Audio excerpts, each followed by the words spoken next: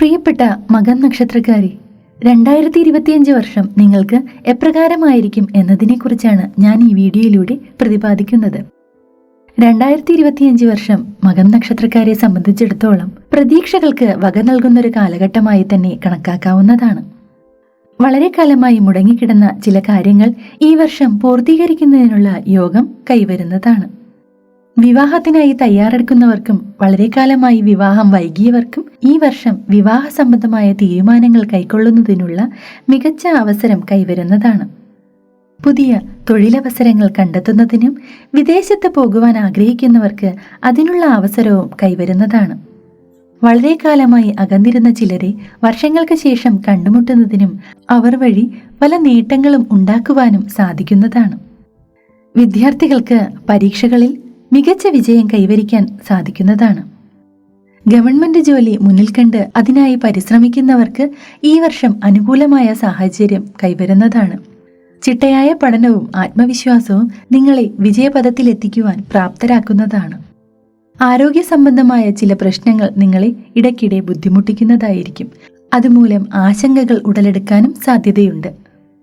കൃഷി, കന്നുകാലി വളർത്തൽ മുതലായവയിൽ ഏർപ്പെട്ടിരിക്കുന്നവർക്ക് ഈ വർഷം കാലാവസ്ഥ അനുകൂലമല്ലാത്തതുകൊണ്ടോ മറ്റോ ചില നഷ്ടങ്ങൾക്ക് സാധ്യത കാണുന്നു.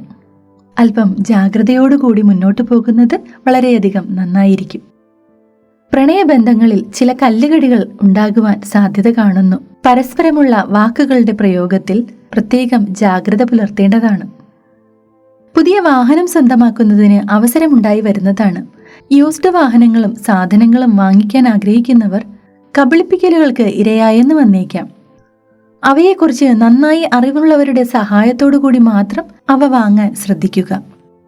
പണം കടം കൊടുക്കുക, കടം വാങ്ങുക എന്നിവയ്ക്ക് ഈ കാലം അത്ര അനുകൂലമല്ല. കടം കൊടുത്ത പണം തിരികെ ലഭിക്കാൻ ചിലപ്പോൾ ബുദ്ധിമുട്ടേണ്ടി വന്നേക്കാം. കടം വാങ്ങേണ്ട സാഹചര്യം വന്നാൽ അത് കൃത്യസമയത്ത് തിരിച്ചു കൊടുക്കാൻ ചിലപ്പോൾ സാധിക്കാതെ വന്നേക്കാം. ആവശ്യത്തിനും അനാവശ്യത്തിനും ധനം ചെലവഴിക്കേണ്ടി വരുന്ന കാലഘട്ടമായതിനാൽ വരവ് ചിലവ് കാര്യങ്ങളിൽ അല്പം ജാഗ്രത പുലർത്തേണ്ടതാണ്.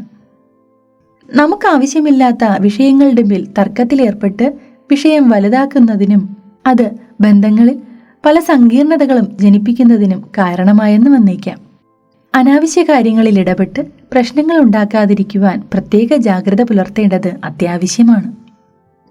ഏറ്റെടുത്ത ചില കാര്യങ്ങൾ കൃത്യസമയത്ത് ചെയ്തു തീർക്കാൻ കഴിയാതെ വരുന്നത് മൂലം ചില പഴി കേൾക്കാൻ ഇടയാകുന്നതാണ്. ഏറ്റെടുത്ത ജോലികളെല്ലാം തന്നെ സമയബന്ധിതമായി ചെയ്തു തീർക്കാൻ പ്രത്യേക ജാഗ്രത പുലർത്തേണ്ടതാണ്. കലാസാഹിത്യ മേഖല, സിനിമാ മേഖല മുതലായവയിൽ പ്രവർത്തിക്കുന്നവർക്ക് പുതിയ അവസരങ്ങളും പുതിയ നേട്ടങ്ങളും പ്രശസ്തിയും കൈവരുന്നതാണ്.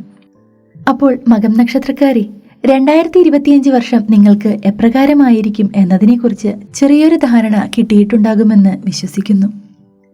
ഇവയിൽ നല്ല കാര്യങ്ങളും മോശം കാര്യങ്ങളും പരാമർശിച്ചിട്ടുള്ളതാകുന്നു.